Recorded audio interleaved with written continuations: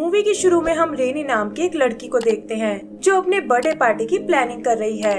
शाम होते होते वो सारी तैयारी कर लेती है, लेकिन उसकी मॉम काम की वजह से घर वापस नहीं आ पाती। रेनी को ये देखकर बहुत गुस्सा आता है और वो अपनी मॉम से मिलने उसके ऑफिस की ओर निकल जाती है।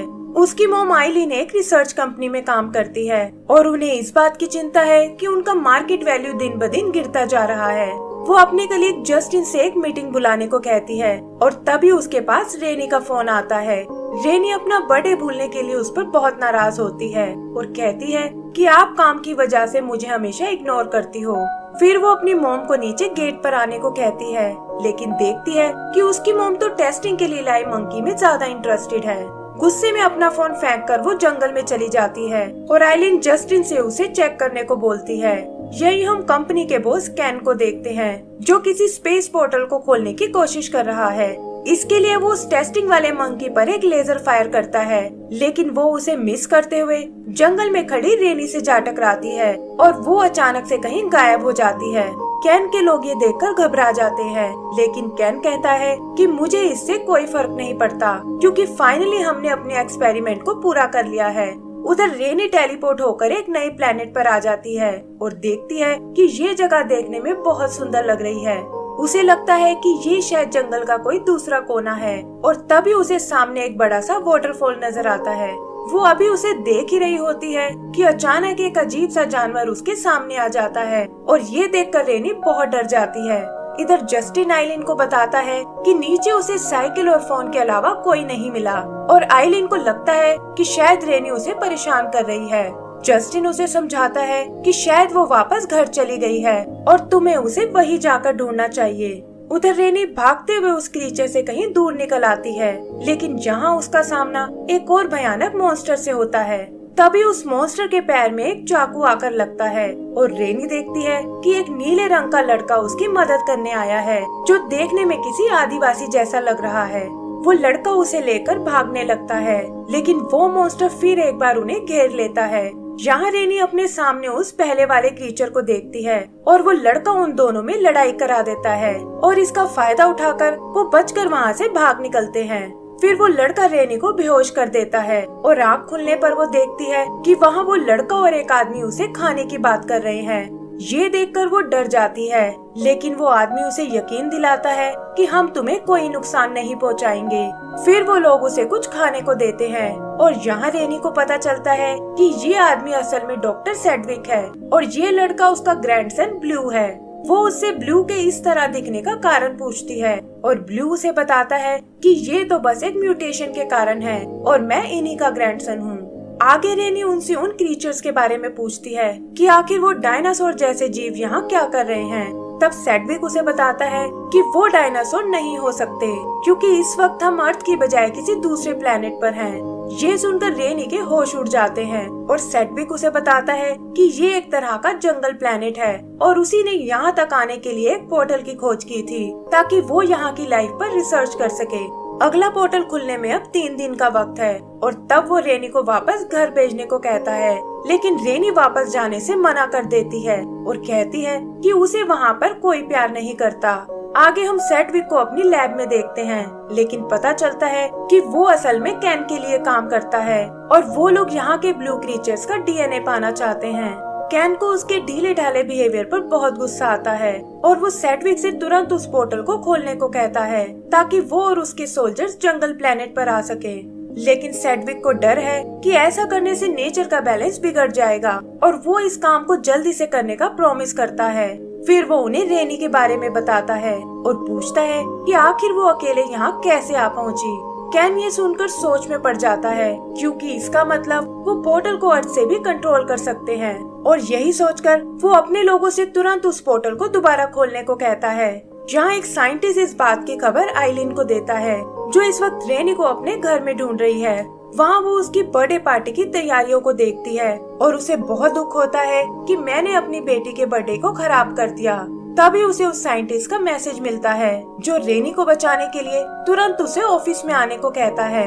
इधर सोते हुए ब्लू की अचानक आँख खुल जाती है और वो देखता है कि रेनी बाहर अकेले बैठी हुई है। वो वहाँ उससे बात करने जाता है और रेनी उसे बताती है कि उसकी मॉम को उसकी बिल्कुल फिक्र नहीं है और वो इस प्लेनेट से कभी वापस नहीं जाना चाहती। वो ब्लू से खुद को कहीं दूर ले जाने को बोलती है ताकि सेडविक उसे वापस ना भेज पाए, लेकिन ब्लू उसे समझाता है कि ये जगह बहुत खतरनाक है और हम इस तरह यहाँ से कहीं नहीं जा सकते। रेनी पर इन बातों का कोई असर नहीं होता और वो किसी तरह ब्लू को अपने साथ चलने के लिए मना लेती है। सुबह वो लोग मैप पर किसी सेफ जगह की तलाश करते हैं और तभी सेडविक उन्हें बताता है कि वो फॉलन फॉरेस्ट में कुछ सैंपल लेने जा रहा है और आज उन्हें घर पर अकेले ही रहना होगा। रेनी को ये सुनकर एक आइडिया आता है कि क्यों ना हम सेडविक के साथ छुप कर वहाँ चले और ब्लू को भी उसकी ये बात माननी पड़ती है। इधर सेडविक इस जर्नी के लिए अपनी मशीन के पास आता है और उसे एक्टिवेट करने लगता है और उधर ब्लू और रेनी छुपकर उसमें चढ़ जाते हैं। ब्लू बताता है कि दादाजी काफी टाइम से कुछ मैजिकल प्लांट्स ढूंढ रहे हैं जिनमें इंसानों के जैसे ही बहुत नॉलेज है, लेकिन आज तक वो उन्हें कहीं नहीं मिले। रेनी को ये एक एडवेंचर की तरह लगता है और वो प्लान बनाती है कि आज हम इन्हीं प्लांट्स को ढूंढेंगे। उधर कैन जाने से पहले उस मंकी को पोर्टल में भेजता है और वो देखते हैं कि वो सही सलामत वहाँ पहुँच गया है। तब कैन उनसे अपनी मशीन तैयार करने को बोलता है और वो और उसके सोल्जर्स वहाँ पहुँच जाते हैं। वहाँ लैब में वो सेडविक के साथ ब्लू की पिक्चर देखते हैं और कैन समझ जाता है कि वो इतने टाइम से उन्हें धोखा दे रहा था। आइलिन भी किसी तरह कैन की लैब में पहुंच जाती है और वहां उसे पता चलता है कि उसकी बेटी किसी और प्लेनेट पर है। ये सुनकर वो उदास हो जाती है और तब वो साइंटिस्ट उसे बताते हैं कि अगर तुम चाहो तो हम तुम्हें भी वहां भेज सकते हैं। ब्लू और रेनी मशीन से निकलकर उन प्लांट्स को ढूंढने लगते हैं, लेकिन अचानक कुछ जड़ें रेनी को कैद कर लेती हैं और पता चलता है कि वहाँ ब्लू के जैसे ही कुछ और एलियंस भी हैं। ये लोग अपना नाम मूला और टूला बताते हैं जो इस प्लेनेट पर रहने वाले ल्यूमर प्रजाति से हैं और पूछते हैं कि आखिर एक इंसान और ल्यूमर में दोस्ती कैसे हो सकती है। ब्लू भी खुद से उनको कनेक्टेड फील करता है और तब टूला उसे बताता है कि तुम भी हमारी तरह एक ल्यूमर ही हो और 12 साल पहले सेडविक ने तुम्हें चुरा लिया था। फिर वो ब्लू को अपनी ट्राइब की मैजिकल पावर देता है जिससे वो किसी भी प्लांट को अपने वश में कर सकता है। रेनी ब्लू को समझाती है कि तुम्हें इन लोगों पर विश्वास नहीं करना चाहिए और तुरंत अपने दादाजी के पास वापस चले जाना चाहिए, लेकिन ब्लू के माइंड में बहुत कुछ चल रहा था और वो गुस्से में वहाँ से भाग जाता है और ये देखकर रेनी उसे मनाने उसके पीछे जाती है। उधर मूला और टूला को ब्लू की चिंता होने लगती है और तभी वहाँ डॉक्टर सेडविक आ जाता है जो असल में प्लांट्स के बहाने इन दोनों को ही ढूंढ रहा था। वो अपनी इलेक्ट्रिक डार्ट से उन पर हमला करता है जिसे पकड़ते ही मूला बेहोश हो जाता है। टूला उसे होश में लाने की कोशिश करता है लेकिन देखता है कि सेडविक वहाँ आ पहुँचा है। आगे हम ब्लू को देखते हैं जिसे लगता है कि शायद सेडविक उसे एक एक्सपेरिमेंट की तरह यूज कर रहा था, लेकिन रेनी उसे समझाती है कि वो तुम्हें बहुत प्यार करता है और भूलकर भी तुम्हें नुकसान नहीं पहुंचाएगा। फिर वो उसे उसका फेवरेट चाकू देती है जो सेडविक ने उसे गिफ्ट दिया था और कहती है कि सच्चा प्यार मिलना बहुत मुश्किल है और तुम्हें उसकी कदर करनी चाहिए। ब्लू भी उसकी बात समझ जाता है और वो दोनों वापस घर की ओर जाने लगते हैं। रास्ते में उन्हें टूला बेहोश पड़ा हुआ मिलता है और ब्लू देखता है कि ये उसके दादाजी का ही काम है। तभी अचानक टूला को होश आ जाता है और वो रेनी पर अटैक करने की सोचता है, लेकिन ब्लू बीच में आकर उसे बचा लेता है और कहता है कि इसमें रेनी की कोई गलती नहीं है और हम लोग मिलकर तुम्हारे दोस्त को बचा सकते हैं। इधर सेडविक मूला को लेकर लैब में आता है और देखता है कि वहाँ कैन और उसके सोल्जर्स आ पहुँचे हैं। उसे उनके पोर्टल खोलने पर बहुत हैरानी होती है, लेकिन कैन उसे बताता है कि वो इसके लिए बहुत टाइम से लगा हुआ था। फिर वो सेडविक से ब्लू के बारे में पूछता है कि आखिर तुमने उसे क्यों छुपा कर रखा था और सेडविक उसे बताता है कि ये बच्चा मुझे घायल पड़ा हुआ मिला था और तब से मैं इसे अपने पोते की तरह रख रहा हूँ। ब्लू भी वहाँ पहुंचकर ये सब सुन लेता है और उसे यकीन हो जाता है कि सेडविक का प्यार एकदम सच्चा था। फिर वो मूला का डीएनए निकालने लगता है, लेकिन तभी टूला उन पर अटैक कर देता है और ब्लू भी अपने दादाजी की मदद करने आता है। सोल्जर्स जल्दी ही टूला पर काबू पा लेते हैं और सेडविक ब्लू को समझाता है कि वो ये सब उसे बताने ही वाला था, लेकिन उसे इसके लिए सही वक्त नहीं मिल पाया। ब्लू इन सब के लिए उसे माफ कर देता है और ये देखकर सेडविक भी रिलैक्स फील करता है। तभी कैन उसे मूला से वो डीएनए निकालने को कहता है और जल्दी ही सेडविक ये प्रोसेस पूरा कर लेता है, लेकिन कहता है कि पहले तुम्हें इन सबको यहाँ से भागने देना होगा। वो चारों वहाँ से बचकर निकल जाते हैं और कैन जबरदस्ती उससे वो डीएनए छीन लेता है। दूसरी तरफ साइंटिस्ट आइलैंड को पोर्टल में भेजने को तैयार हो जाते हैं और साथ ही उसे एक फ्रीज गन और एक डीबूस्टिंग चिप देते हैं जिसे वो कैन की मशीन को रोक सकती है। इधर कैन के लोग ब्लू और उसके दोस्तों का पीछा करते हैं, लेकिन टूला अपनी पावर से उन्हें रोक लेता है। तभी वो कैन को अपनी मशीन के साथ आते हुए देखते हैं जो उनके मॉन्स्टर प्लांट्स को नष्ट कर देता है। तब रेनी उसका ध्यान भटकाने आती है और ब्लू अपनी पावर से उसके शीशे को ब्लॉक कर देता है, जिससे मशीन एक चट्टान से टकराकर नष्ट हो जाती है। वो सब ये देखकर बहुत खुश होते हैं और ब्लू मशीन में फंसे अपने चाकू को वापस लेने जाता है, लेकिन तभी वो मशीन एक्टिव हो जाती है और इससे पहले कि वो उन्हें नुकसान पहुंचा पाए, सेडविक अपनी मशीन से उसे रोकने आ जाता है, जिसके साथ वो छोटा सा मंकी भी है। रेनी उनके साथ मशीन में बैठ जाती है और ब्लू अपने ट्राइब के साथ कोई आइडिया ढूंढने जाता है।